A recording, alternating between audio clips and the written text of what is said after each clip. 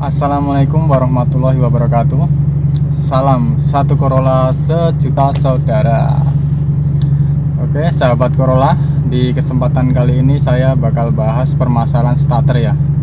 Kemarin ada yang tanya gini, bang, mobil saya itu ketika di starter cuman cetek-cetek aja, itu masalahnya ada di apa? Oke, sebelum lanjut nonton videonya, jangan lupa yang baru mampir klik tombol subscribe ya, supaya channel ini semakin berkembang dan saya juga lebih bersemangat lagi dalam membahas permasalahan-permasalahan twin cam.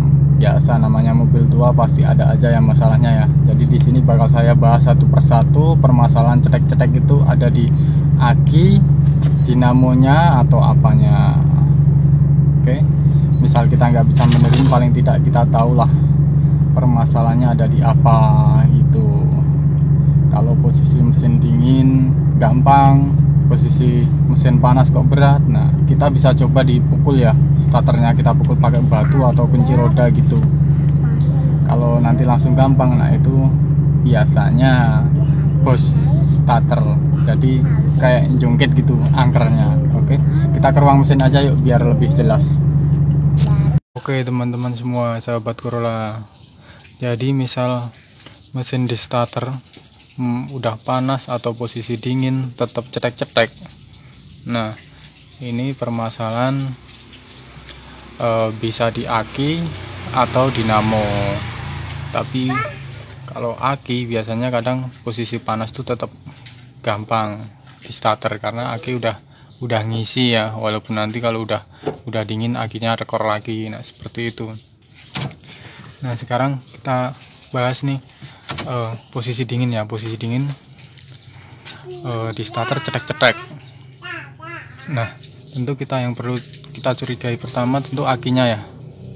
Kita pastiin dulu akinya ini waras enggak, rekor enggak. Nah, kalau kita nggak punya voltmeter, kita bisa lihat dari ini ya, kita nyalain lampu rating tuh redup apa mau terang. Kalau redup udah pasti tuh akinya rekor dan kita perlu dicas dulu. Nah misal udah dicas atau aki normal lah, katakanlah aki normal, tetap cetek-cetek teman-teman. Nah kalau seperti itu tentu pada dinamo starternya teman-teman yang bermasalah. Nah kalau dinamo starternya itu yang paling sering terjadi itu cuman cool booster atau arengnya. Nah untuk ganti areng kita nggak bisa yang ganti sendiri karena itu pakai kayak patri gitu atau solder, tapi kalau solder nanti kurang kuat nempelnya. Jadi saya sarankan tetap di tukang dinamo ya, paling enggak kita tahulah permasalahannya di situ.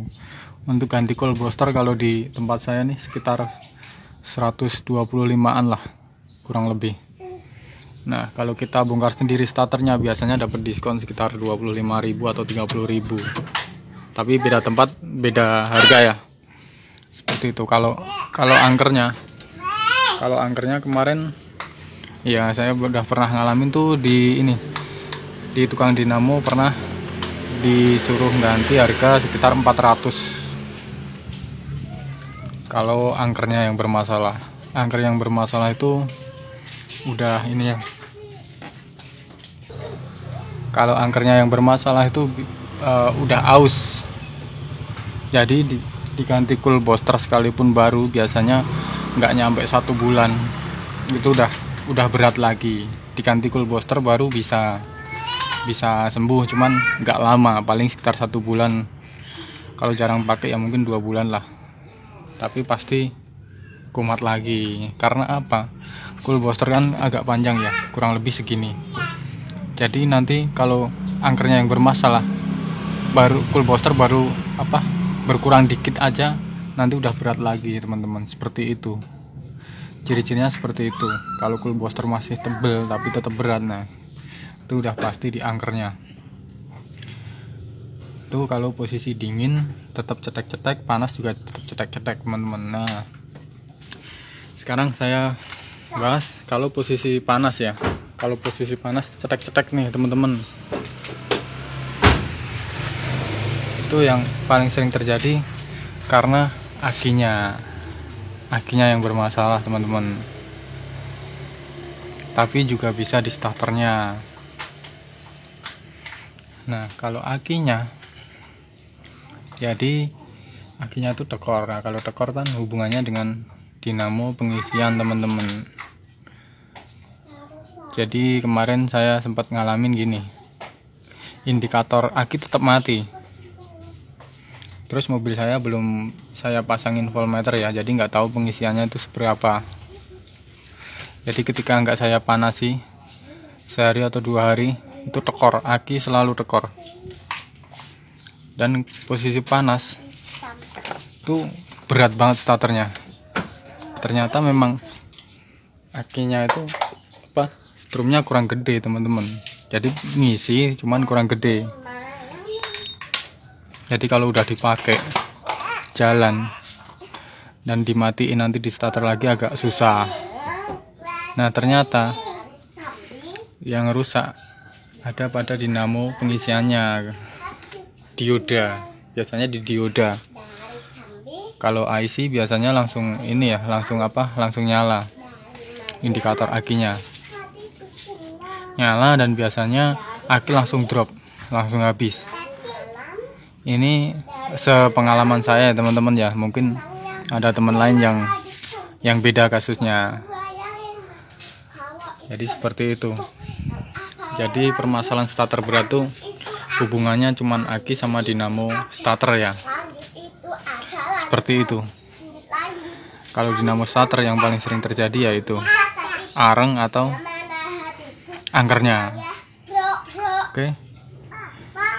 Kesempatan lain bakal saya bongkar supaya lebih paham.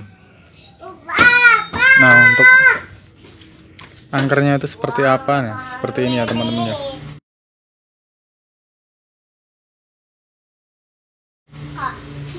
Untuk coil boosternya juga seperti ini.